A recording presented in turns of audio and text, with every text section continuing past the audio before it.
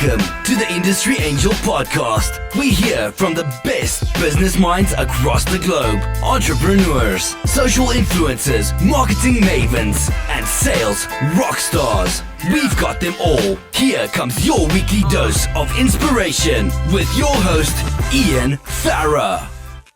Managing Director at Cell Pack Solutions, Tracer Batteries, your friend in the battery industry and passionate about chess. Okay. Now, here's a little rule today. Okay. Got to keep chess Up to the end. in the pocket, right? Because it's a huge part of your life. Well, it was, but yeah. We want to hear all about Cell Pack Solutions and what you've been up to first. So okay, no problem. if someone wants to take a tally chart every time Eddie goes to talk about chess and then stops himself, we'll find it out at the end. So less rambling then. Eddie, great to have you with us. As I say, we've been really excited about having you join us, and I know there's a lot changed for you and the business and the team within this last year or so. But let's wind us back. We always like to start at the beginning, Eddie. Was Cell Pack Solutions your first business? Yes, it was. I mean, I worked for 12 years in the battery industry around the UK and around Europe. And I got to a point in my life when I was about 37 that I just had enough of travelling. So I set up in Tedco in Jarrow, took a little office, not much bigger than this, in fact, probably smaller than this office. And I just got myself busy. First year I was locked away, just picking up orders and doing things, and people didn't know what I was doing. Okay, I started to realise after 12 months or so that I should be getting out and about and seeing people in South Tyneside. And from that point, I never looked back because I had so much help from the council in the early days. It's incredible. It's part of my nature to kind of meet people and talk to people. And it's one of those things. After 18 months or so, I went limited. I moved from Jarrow to Tedco in South Shields and spent a good 10 years there. Is this in the battery industry then? Always batteries, that's all I know. I've dabbled in other things over the years, but you realise that you should stick with what you know. Are you sales then, Eddie? I was sales, yes. I mean, that's, if I had to ask you now, sorry, jump in, if I had to ask you now, your discipline? Would be, my strength was what you would class as pioneering sales. So making the relationship, building the relationship, creating the project, and then passing it on to somebody else to deal with. And that's what I used to do for about 12 years. Towards the end, what I found was all the work that I was doing was being passed back and then not being held, not being looked after. So in the end, I thought, I'll do this myself. And I took over kind of everything from production to, everything involved in the business, and just wanted to become my own boss. And that's, in my opinion, business is just about making promises to customers, getting on with them, meeting your promises, and one thing leads to another. Over 20 years, anybody that knows our business knows that that's what we do. So it's interesting. So I would class you as a sales professional. Okay. So you have like sales reps and sales professionals. A sales rep for me is kind of 9 to 5, get it done. But a sales professional, you're learning. You're doing a lot of research, the technical side. In my industry, I would be classified as a technical sales representative. Yeah, that's what I was heading. I was never a kind of no disrespect, but I wasn't anything like a in-out salesman. You get the sale and disappear. I was all into making long-term relationships, and that's why I say friend in the battery industry. I'm dealing with people that I still know from 30 years ago. Even today, I'm trying to solve. Last night, I was trying to solve a problem for somebody trying to get something to Malawi. How would you do that? Everyone's struggling. So dug into the kind of depth of my mind. I know a guy in South Africa. So quick email to the guy last night, and we're trying to do something now. So it's just all about building and retaining relationships. Can I tell you? So I've heard 20 years and I've heard 30 years. Where did Cell Pack start? I started in the battery industry 30 years ago. So it was almost my first job. My first job straight out of college. Would you believe I was repairing? No, I wasn't repairing. The company I worked for made video monitors. So if you remember, well, you're probably too young, but if you remember kind of the Pac-Man era. Of course I remember the Pac-Man era, Eddie. Everyone, in those days, everyone had these kind of CRT monitors. Yeah. Well, I worked for a company that made them. Okay. But when I joined the company, I had 3 months internal sales, 3 months external sales, and then 3 months they pulled me into the factory. So now I thought, oh great, this is some kind of glorified management training scheme. What I didn't know was after 9 months, the company went bust. They actually moved to South Wales. I was living in Manchester at the time. So what I'd realised after those 9 months was that the bit that I really enjoyed was being out on the road, kind of technically selling the product. So at that point, I went to a recruitment agency in Manchester, and they got me a job for, I got a job for Oldham Crompton Batteries in Manchester, selling minus cap lamps into industry. No way. Yeah, because that was at the time where the mining industry was just about on its way out. And that company I worked for, their traditional market was the coal mines. So they needed somebody to kind of find an application for the product everywhere else. So that was me. I see. It was kind of really in at the deep end sales. It was it was really, here's the product, go away and find some sales. And that was it. I went all over the UK, no real training. It was just a little bit of door knocking, a little bit of finding out where we'd sold to, and just totally in at the deep end. And I did that for about 3 or 4 years, and I was always used to kind of just finding myself in strange situations. One minute you're talking to a guy in a council confined spaces training person, and the next minute you're going into a boardroom with 12 people, all kind of scrutinising about the product. So never knew what to expect, and that just gave me a bit of a grounding, and I just found that it was, I liked it, and I did that for about 3 or 4 years. I got to the point in that company where the guy that took me on board, a great friend of mine who is still a great friend, Les Worth, he left and I got his job. And his job was export sales manager. So suddenly I was like, oh, okay, we want you to go to Norway and Sweden and spend a week there selling our products to all the tunneling people in those countries, It was kind of a wild experience. So through the 12 years that I worked, I was doing all sorts of things, setting up exhibitions. Just everything I did seemed to be like, drop it in at the deep end, no real training. And I kind of coped with it. So after 12 years of doing that, I think the key to joining or building my own company was, one of the last jobs that I got was to move up to the northeast, because my wife, Michelle, was born in South Shields, and I got offered a job to work at a factory down on the seafront, which a lot of you will know as Crompton Eternacell or Crompton Bide. Years ago, it got taken over by Saft, who are now one of our suppliers. But the 4 years I had working for that company turned me into, I kind of began to understand more about the production side of things. So up to then, it was all selling, and, the 4 years I had within that company was all about how do you deal with suppliers, how do you find the suppliers for various things. And so I did that for 4 years. But I've got to be honest, I found that working inside a factory was a massive change from being out on the road. So I stuck it for about 4 years, and then stuck it. Well, I've got to be honest, it was hard. I mean, it was again, people that know me, it was a difficult time coming off the road. In fact, the boss that took me on at the time didn't think I could manage it, and he didn't really. If it was up to him, I wouldn't have taken the job. He wouldn't have given the job, but it was actually the MD of the company that persuaded me to take the job. So I took the job, and it was an interesting time. I learned a lot, and that was the kind of the basis for my company. Because what I did after that was I actually left that company and went back out on the road, did 18 months for another company based in the Midlands, but found that that's where I struggled. I struggled working for them, and I thought, I can do this myself. And that's what I did, effectively. Just set up one-man band. I call it a one-man band, but I had a lot of help from family and friends and people like Liz, my wife, and just one thing led to another. Believe it or not, originally, I gave myself 18 months to make a go of it. Did you? Yeah. Just talking about that 18 months in, this will be interesting for people watching now who maybe want to start their own business or transition from a sort of side hustle, passion project into a business.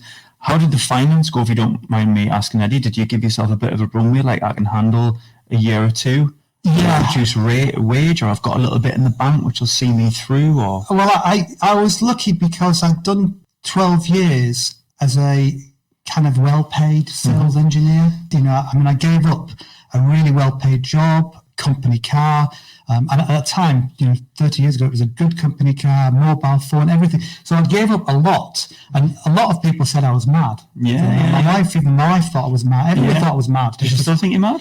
Yes, okay. I'm sure she does. Everyone thought I was mad, but the point was, I wasn't happy in my role, and I wanted to give it up to give it a go, and my intention at the time was to give it a go, create a database of customers, and then say I'd done it. And then the worst that could have happened was I could have then gone to another company and said, look, here's 20 or 30 customers that I've developed from scratch. I'm bringing them to you, and away you go. But that never happened, because after about 18 months, I'd invested so much time and effort into various bits and pieces, and we were getting some good contracts coming through, getting a good reputation. So I just continued. And I've never looked back, really. I mean, and I honestly, the first 10 years, it's a blur, absolute blur. I get that. Do you? Yeah. It's a blur. In those first, it's interesting, a blur. I mean, I've drawn this on a whiteboard many times, but you kind of do these swirly bits, and then you go straight, and then you do the swirly bits, and that's you learning and pivoting and being pushed and coerced by customers. The business you are now and the business you started then, is it very different in terms of the offering and the product or the service? Yes, especially in the last 3 or 4 months. I mean, up to then, up to before Christmas, I would say, it was more or less the same service. We just got better at it, got more professional. When I think on day one, everything was drawn on the back of literally on the back of a fag packet. I had a book like you there, all the little sketches of. Was it sponsored by South Tyneside? Of course it was, yeah. It was exactly like just little hand sketches of packs that we'd made, so that we'd remember how to make them the next year. Now it's totally different. Now it's all, now we're ISO 9001 and 14001, and we've got AutoCAD Inventor, and we've got all those systems that mean that if we make something today or 10 years ago, we can make it again 10 years later. So we're much more professional outfit. But effectively, we were doing the same thing. We built relationships with manufacturers, world-class manufacturers like Saft, Tadiran, JP, and what we did was buy their product, customize it for our customers, and kind of establish the business from there. What's changed over the last couple of months is I got an opportunity to buy a company or a division of a company called Tracer Batteries, which has now basically given us our own brand. And another massive change is up to Christmas, I always say we were what was called a reluctant exporter. We were happy with the UK market. We were turning over a few £1 million in the UK. We were totally happy with that. I mean, for the last year, we were getting phone calls from the HMRC, the ATMA, everyone saying, "Are you ready for Brexit?" And I got so sick of it in the end. I said, "Oh, no, we're not, and we're not bothered because we're not exporting anything, but that's it." But then it changed overnight, and literally 1st of January, we were suddenly we had the opportunity, and we have been exporting to something like, so far about 12 countries. I've got a database of I've got a customer base of about 30 countries to work to. And I've always said, all of my training was in at the deep end, and this is really in at the deep end stuff. I can't stop smiling at you, because you won't remember this, but I have met you in the past and discussed exporting, and because that was one of my, as a business coach, I'm really probing, tell me about this, tell me about that. And I have asked you about exporting before, and you're no, it's not our focus. And it's so interesting to now see you exporting as well. Well, nobody would believe, or I don't believe it, because the problem with our product, we make specialist battery packs, and we use alkaline, NiCad, nickel matte, lithium ion. A lot of these battery packs are very difficult to transport. You need what's called UN transportation. They have to be tested. It's a real nightmare to do it. I mean, we've done it for customers, and it can cost a lot of money, and it's just a headache too much. And we just felt that, we have such a good customer database in the UK. Why bother? At the end of the day, most of our products we're going to other manufacturers. So we're an added value company. We make products that other manufacturers want for their product. So most times it's their responsibility to get the product to other parts of Europe and other parts of the world. What's changed now is the tracer products, and I'll give you an example of one. This is a portable, would you believe, a portable battery pack. Okay, I'll talk to you about it. There's nothing even in there, it's just a box. Well, Prove it, Eddie, prove it. I'll show you in a minute. But, we built a battery pack like this, which would weigh about 20 kilos. Okay, it's lithium ion or lithium ion phosphate. The equivalent lead acid battery would, if that was full, would weigh about 20 kilos. The equivalent lead acid would weigh about 50 kilos. So you couldn't lift it. Yeah.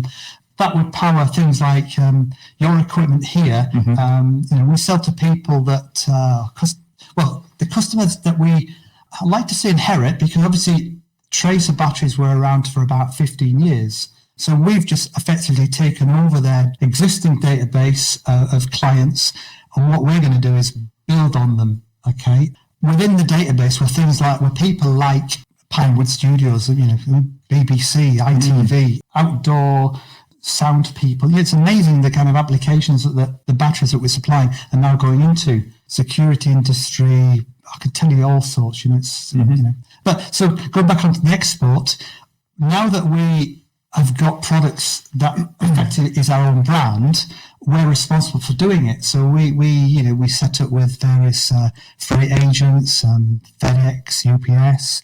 It's something that we're still learning, and I think it's still going to take us a few months to get our head around it.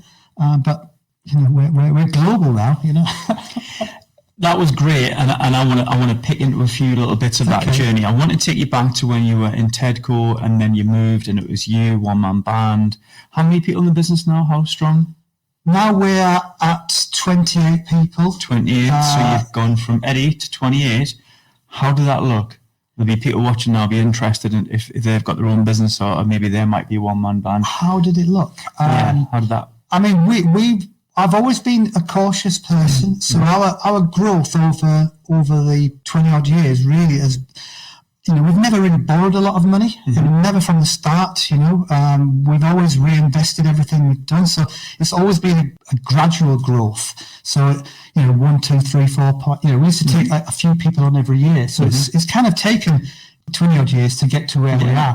But we're now at a position where we're looking at exponential growth. It's kind of we're suddenly now looking at probably 3 or 4 more people almost immediately. We've always been one of those companies that have kind of worked to the point where you really. I mean, when we're at Tedco, for example, we went from 1 unit to we were bursting at the seams. Then we took 2 units and we were bursting at the seams, and 3 units bursting at the seams. When we eventually moved into our own factory about 7 years ago, we went from 3,000 square foot, 3 separate factories of 1,000 square foot each, to a factory that was suddenly 9,000 square foot. So we had a lot of room to expand into.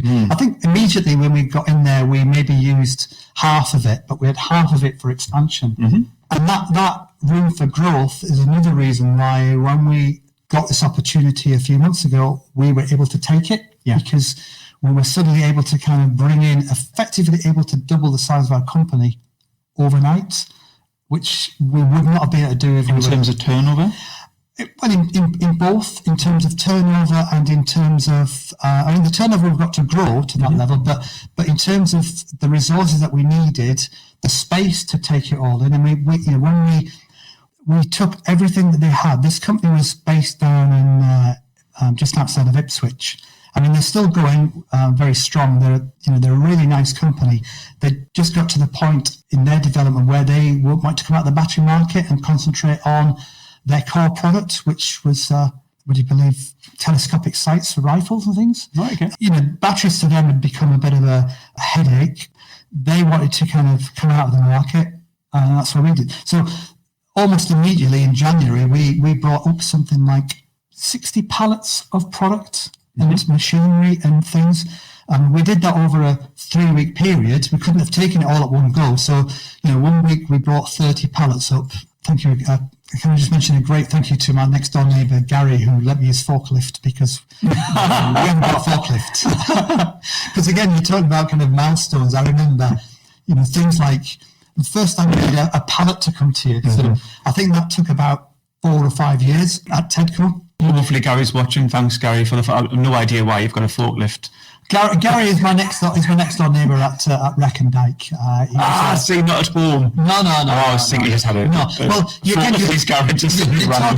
talk about sort of Tedco. The great thing in the early years, and when you're starting a business, getting involved with an organisation like Tedco or the Quadrus or One Trinity Green, is that you build up a network of friends and other businesses, that are in your position. They might be in a different market, and obviously they are in a different market because generally they're in a different market. Well, you are if you're in my market, probably. But we built so many friends in those early days, and a lot of them we still deal with now, or we still talk to now. You mentioned we talked about Katie Sue before earlier on. She was my first proper next door neighbouring business, and I've watched her business kind of develop over 20 years. Mark Atom Alarms, he was one of my neighbours. He now does all our alarm system at our place, and it's just great. This network of friends and people that you have in South Tyneside. It's great. Tedco was just, we felt really sad when we had to leave. Bought our own factory, or built our own factory, I should say, because that was the other thing. Over 10 years, we built up a nest egg or a treasure chest. Or what's the right word? Not treasure chest.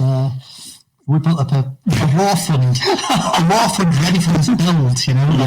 So I knew that my ambition from day one was to build our own factory, but it took sort of probably about 12 years to get to that situation where we found that situation. So at the moment you've got your own factory on your own land that you've built, it's yours? It's the businesses? Yeah, absolutely. Wow, lovely stuff. Within, all kind of grown within the business, you should say. And what was that? Was the capital to do that? Was that built up over time, or was that something you borrowed to? No, that was all built up within the company over the first 12 years. Brilliant stuff. It was always kind of like, I'd always reinvested, always kept the money to one side because we always wanted to do it. Now, anybody that's in South Tyneside knows that finding land is difficult. It's almost impossible. And we were really, really lucky.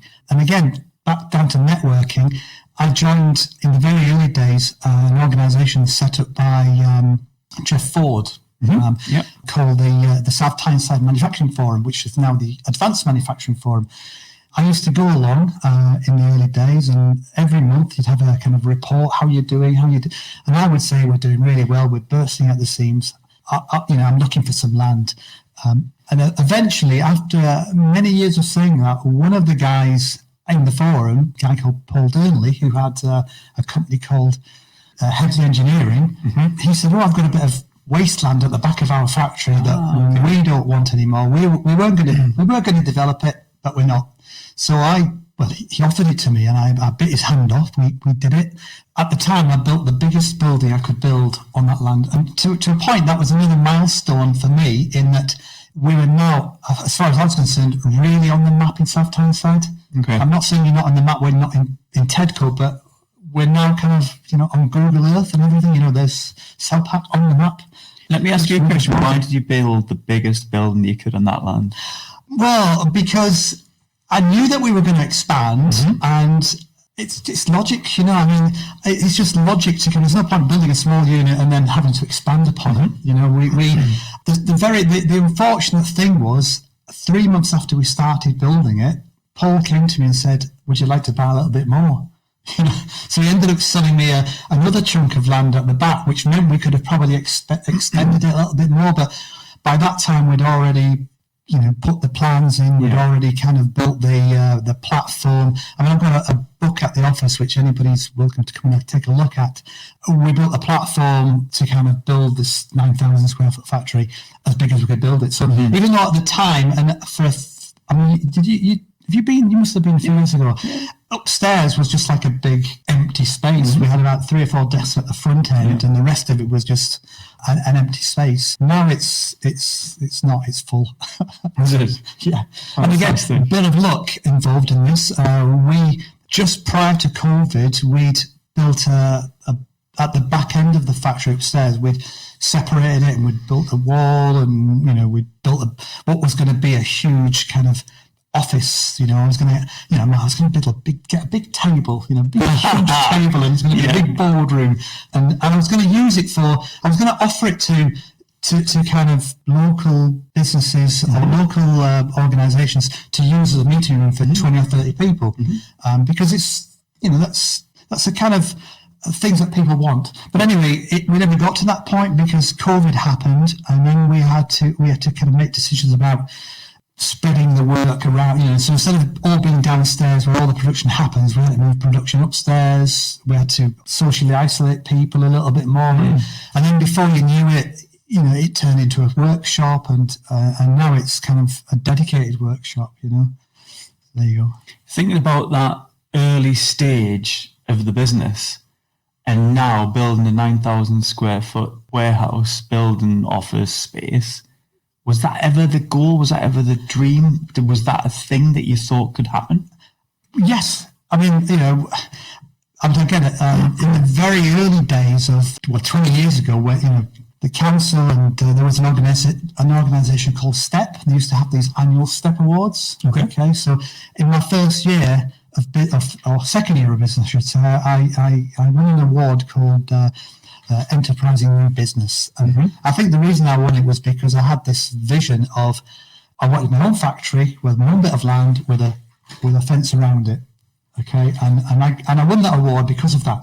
And again, I was really, I remember this. I was really naive because I won this award. I went away and kind of bought a suit. What do they call them? A tux, dinner jacket. The dinner jacket. I bought one of those suits and never been to an award ceremony before. And I always thought, that if you win an award, that you come back the next year to give it to the next person.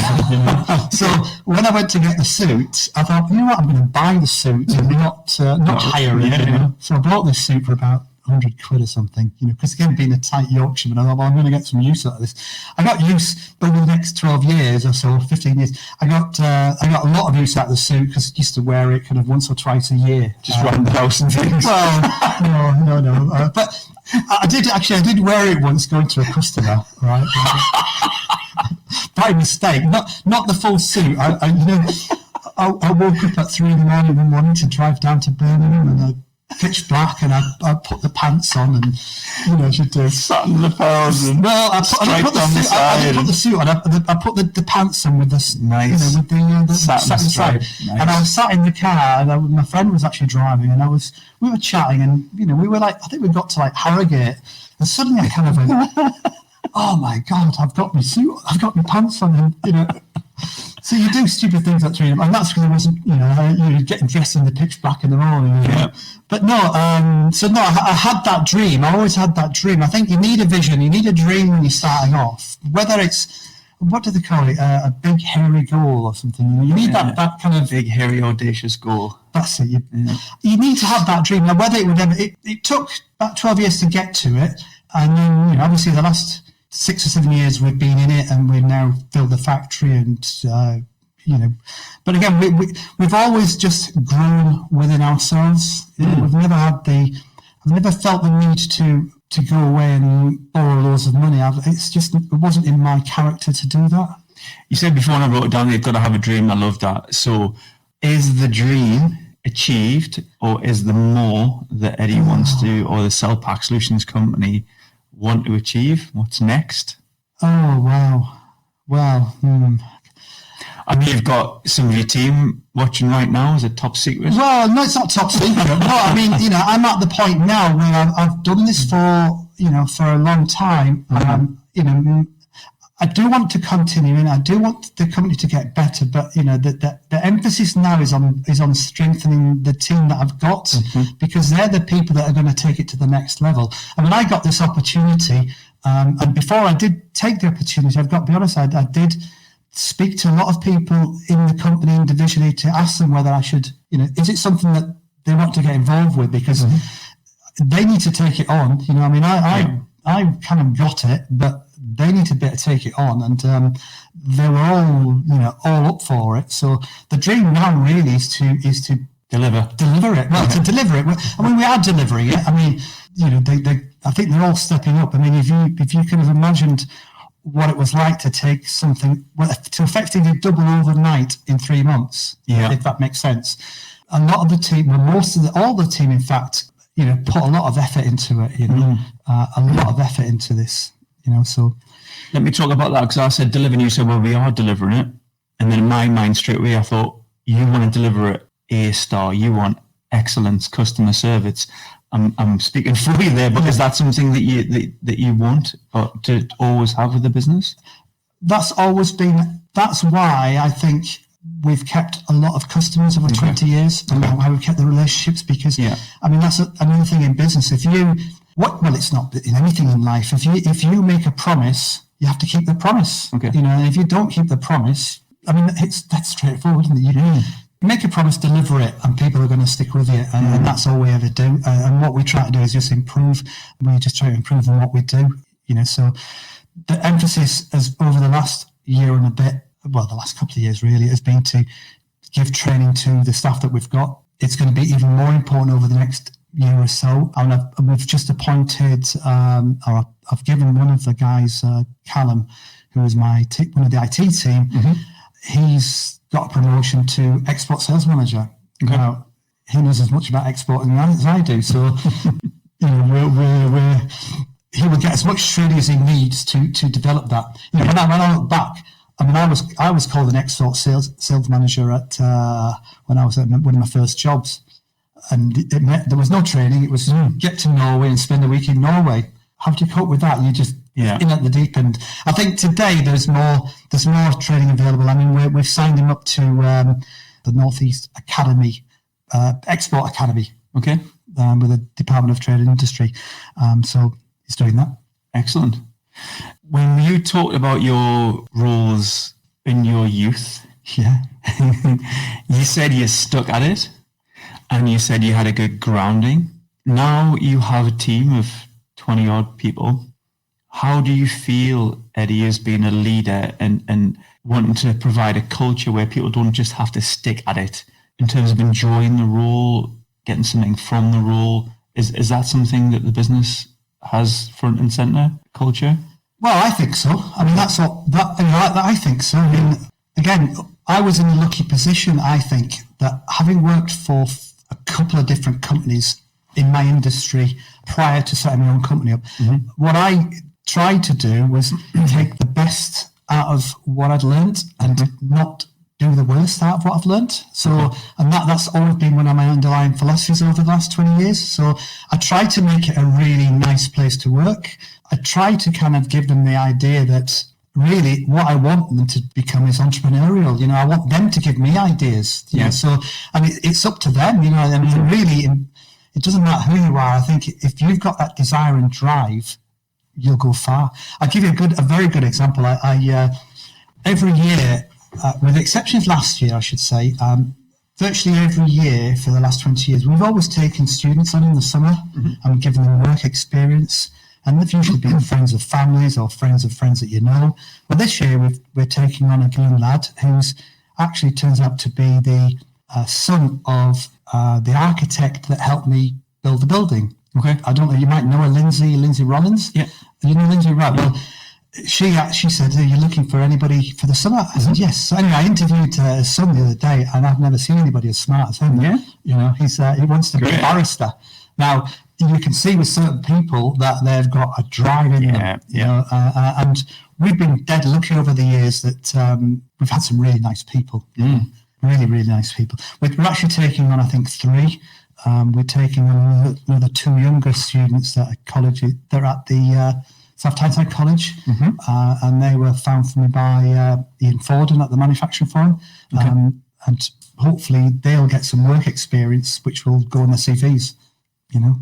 Perfect. So does that answer the question? I forgot what the question was now, but anyway. Yeah, it's good. I was talking about culture, Eddie. You know, I think we have to have a good culture now. I think back in the day, you were kind of like thankful for a job, and it was a 9 to 5, and you left it. I think now we're so connected. Jobs become almost part of our life, and if they are part of your life, then you should enjoy it because you're there for a long time. Yeah, I think that I know a lot of people. I know a lot of, for example, I know my daughter works in Leeds in a university now. I know a lot of her friends. They work in jobs where they're working incessant hours. They work in careers where they never stop. Yeah. I don't really think that that's our culture in our company. I don't think that we're effectively an 8 till 5. My staff will probably tell you that I don't encourage them to spend hours at the weekend. In fact, in our production facility, we only work a normal shift. We work 8:30 till 5. We used to work 8:30 till 1 on a Friday, but we've extended that to 4 now. But we give people the option. Now we've had people joining us because they work for companies where they're expected to drop shifts, work weekends, work nights. I work on the principle that I don't want to do that. I wouldn't want to.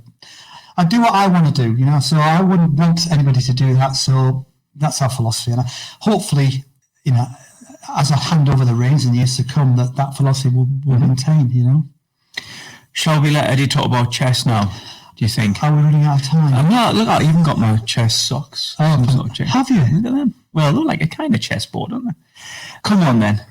Chess. It's a big part of your life, Eddie. Well, it is and it was, okay? When I say the other way around, when I grew up in Bradford, I played chess incessantly from about the age of 12 to 18, okay? And then when I was 18, I stopped playing completely. Really? Well, I played for school. I played for my school team. When I say daily, I played for my school team, and I used to play for an evening league team. So I probably played 3 or 4 competitive games a week, for probably 4 or 5 years.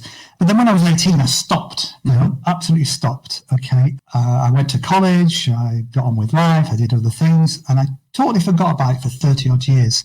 Why I took it up again was during the build of my factory about 6 or 7 years ago, I went through a really tough patch. I went through kind of, what do you call it, mental stress? It was everything was stress. I didn't realise, I've got to be honest, for 18 months, I didn't realise what I was going through. Okay. But I'd had constant headaches and everything. Pushing too hard. Well, just everything that was going on, running a business. I mean, at the time, we were building the factory where we were, but we were also running the factories at Tedco. So it was like 2 things going on. And again, it was my character that I wanted to be involved in everything. Yeah. If I did it again, I would probably just take on a project manager and just say, build that. But anyway, I had constant headaches and, I was going to the doctors. The turning point was I was again, talking about the manufacturing forum, they had a monthly meeting and it was about health. And they had this lady there called Carol Barwick, who was a clinical hypnotherapist. Do you know Carol at all? I don't know, no. Well, she's an award-winning businesswoman and set up a coaching business and trained as a clinical hypnotherapist. Well, I went to this meeting with the manufacturing forum and I was sat at the back and I was ticking off all these things. And I kind of realised that what I had was, it was all stress related. Right, okay. So I suffered for a few more months and then I got through to Christmas. After Christmas, I thought to myself, maybe I can hypnotise out of this. Maybe I can hypnotise myself out of this, because you hear of people being hypnotised and, my brother-in-law quit smoking through hypnotherapy. He's never smoked since, and that's probably 15 years or so maybe. But anyway, I went to visit Carol and had a couple of sessions and we spoke about lots of things, did a bit of this regression thing, and she made me think about what I used to do, sort of 20, 30 years ago. Okay. And I realised that, maybe I should take it up again. So I did. And I also realised that what that did for me was what chess does for you, or what any passion does for you, whether it's, painting or making whatever you want to make, it gives you diversion. And so I started playing chess again, and then I suddenly realised that actually it was that 5 or 6 years of mental training that gave me a lot of things that kept me going through my business career. Yeah. So it's all those thinking ahead, the tactics, everything you need to do, not giving up. Speaking to people when you imagine when you're 12 and 13, 14, 15, you have to play chess against all blokes, and you have to get on with people. And it was all that kind of training that you got without thinking about it that helped. So anyway, I took up the chess again and realised that Well, the big thing that I realised was, and anybody running a business will know this, quite often, you depend on your team to do what you need to do, but sometimes they let you down through, it's not their fault, but, you might be let down by, I don't know, or maybe not the team, maybe the carrier that you're shipping stuff to. You've made a promise and it doesn't arrive, or, something goes wrong. When you play chess, it's all down to you. You're against the opponent. The only person that you need to depend on is you. Okay. And that was great, So, but me being me, I found out that the local chess club was actually 5 minutes away from where I lived. Okay. I didn't know it'd been there for 15 years or more. Not tell a lie. 20 odd years. I've lived in Shields now for at least that. How long have I been here? Probably 25 years. I think I moved up here in 1992. So I didn't realise that actually the chess club was based in South Tyneside, in the new ship at the top of Sunderland Road. Yes, I was in there last night, actually. Were you? Yeah. There you go. So anyway, I went to join, and there's a few old blokes playing chess like me. I'm an old bloke now, and I had a chat to them and played a few games, and then after a few weeks, kind of realised that if I wanted to do, like me being me, if I want to do something with this, I need to get more people involved. So I said, do you mind if how would you fancy me setting up a website? Because nobody knows you're here. So I got one of the guys at work, let's set up a very basic website. So we did. And then within about 6 weeks, people were coming out of the woodwork. Yeah. And we built it from half a dozen people to, prior to COVID, having 4 teams playing in all the leagues in the Northumberland. But then my passion was passing it on to kids. Yeah. That's my real passion. So we managed to find, I managed to persuade the council, or rather the people that run the Word, to allow us to run a kind of a Saturday afternoon club. Because again, getting kids into a pub on a Thursday night is not the right place. Yeah, okay. So we now play in the Word, which is a fantastic, fantastic venue downstairs, and we get kids and their dads and mums and dads come along, and we teach them how to play. And then as a result of that, we managed to persuade one of the schools, which was not St Gregory's, because they were on the verge, Bristol Crown Infants. Okay. So we got an after-school club going with them, which was running really well for about a year. And then we were just on the verge of signing St Gregory's up at Easter of COVID time. Okay. What would we call that? It's like the historic, it'd be the Monolithic age or the COVID age, Well, COVID put a stop to everything. Days. Yeah, I'm hoping now, though, that we can re-establish that. We've got a new head, actually. It's in Greg, so... Have you? I'll give you a quick story about, if anything's a quick story with me, but I'll give you a quick story about heads and teaching chess.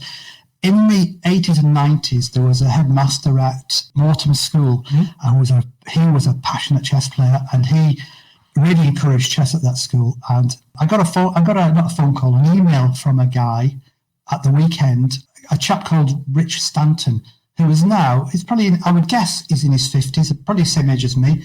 Maybe I'm doing him this disservice. But anyway, he is now a top journalist who has just recently interviewed Garry Kasparov, who's an ex-chess world champion. Okay. Now, he sent me an email as a chairman of South Shields Chess Club.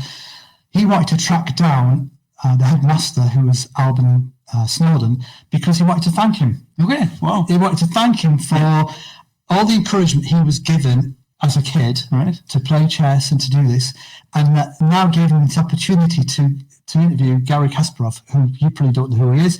He's an ex-world chess champion. Okay, and also another thing that the school did was they encouraged and trained a young girl who is now currently one of the top UK chess players, women chess player in the country. Now that's from a school that, Mortimer, it's a local school. Schools are having a tough time. You're a governor at school, I think. Yeah. Are you actually a governor at...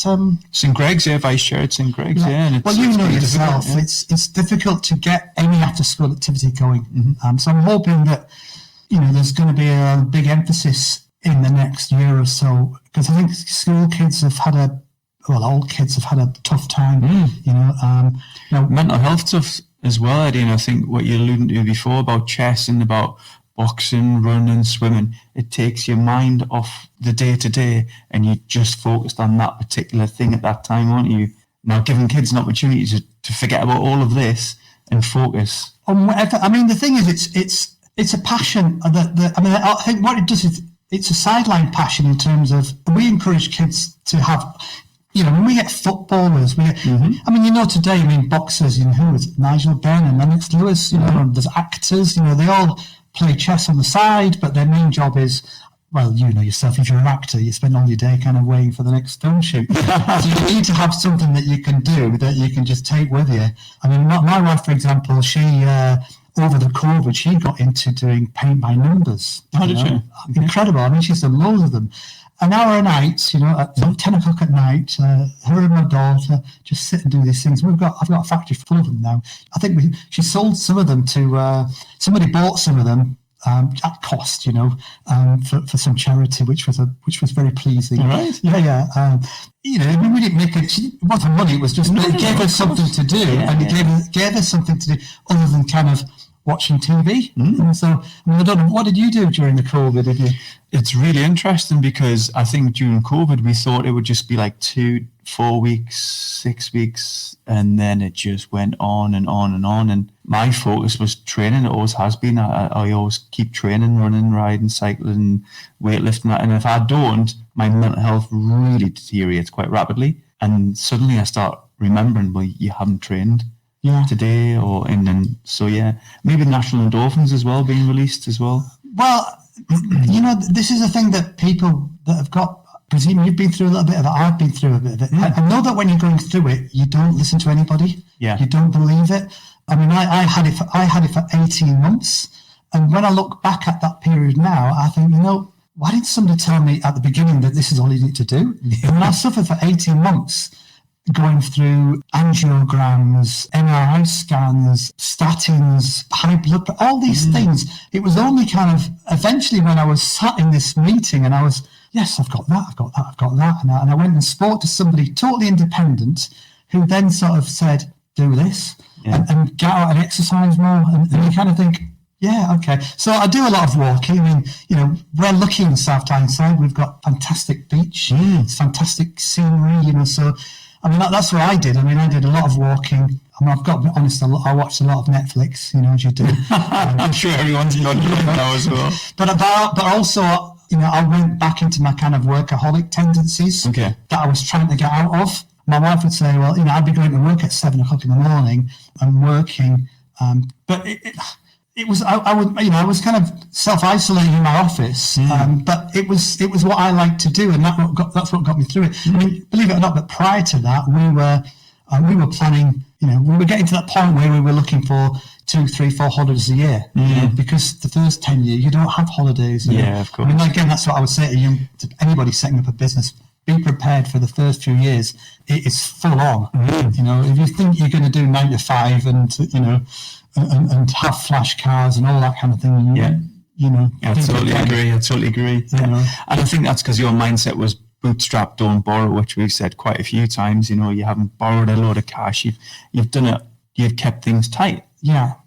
And what I learned in the early years, and again, as I say, the first 18 months, the first 12 months or so, I locked myself in the office and I was just building little batteries and things, and I was at Tedco, and they didn't know what I was doing. Literally, they would just see me coming in and out every now and then, and they didn't really into my business.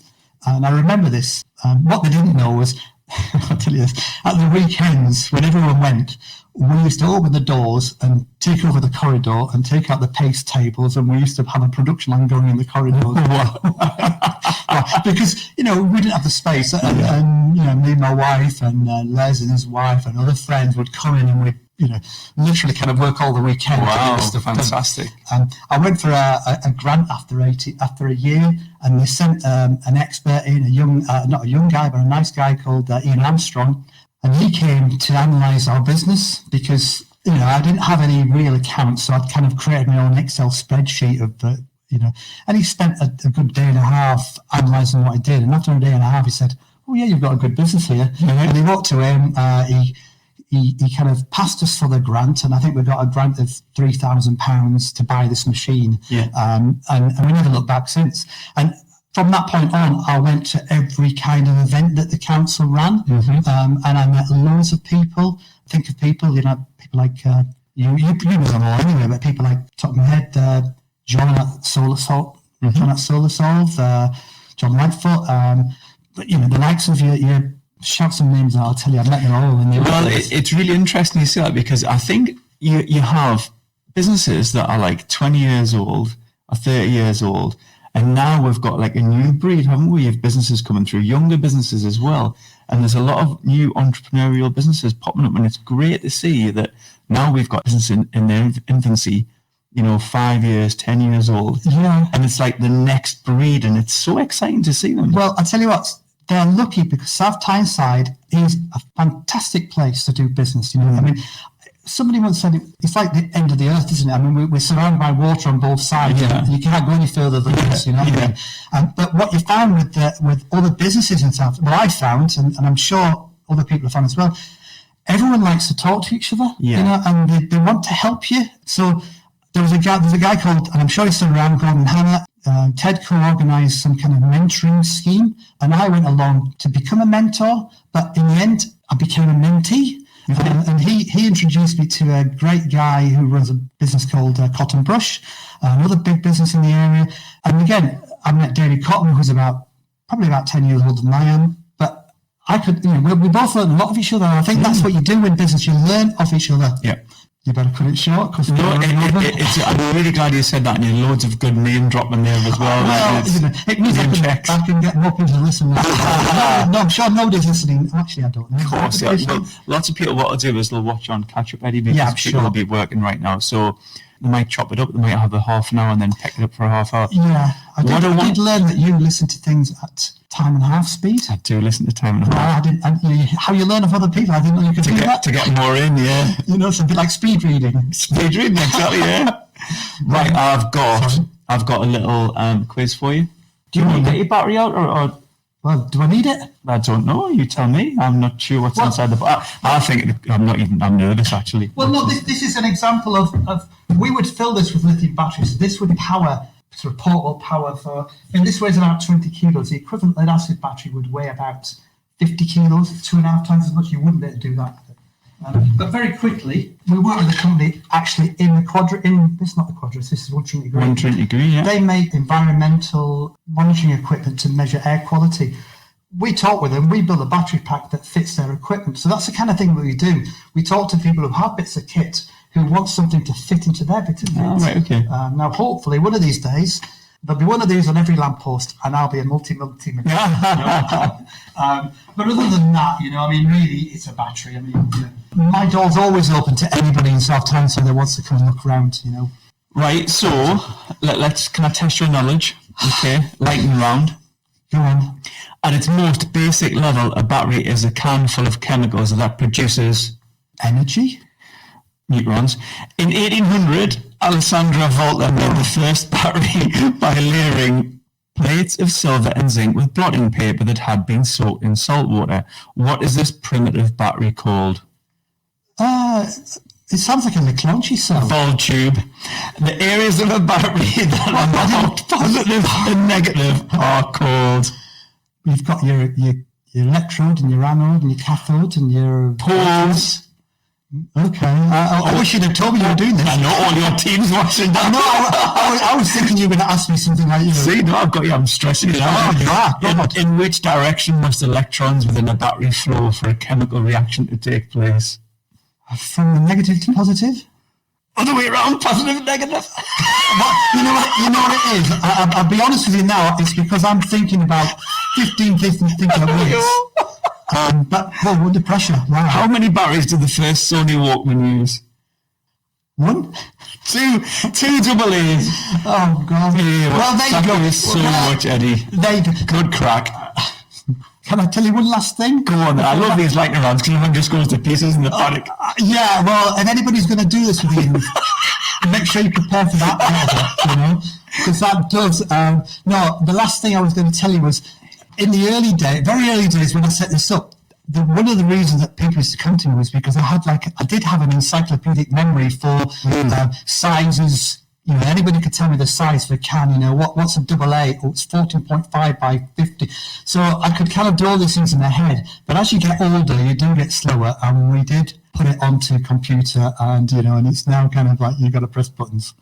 Eddie, we are so proud of you in South Tyneside. You've built an absolutely fantastic business, and I love the fact that you've just said there before, if anybody wants anything, come to me, and you could help them devise, engineer, come up with a power supply solution to what's required. And the one thing I would tell people is the battery industry is full of a million niches. So I can't do every one, but if I don't know it, I know somebody that does.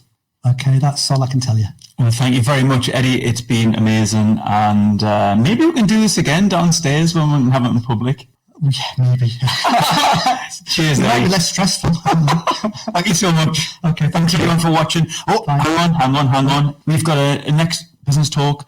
11th of June, Julie Taylor from the National Career Service to look at the end of furlough and what that means for employers and the range of support that will be available for retraining and upskilling. So that'll be a very important and interesting session. So I'll see you back on the 11th of June. Thanks, everyone.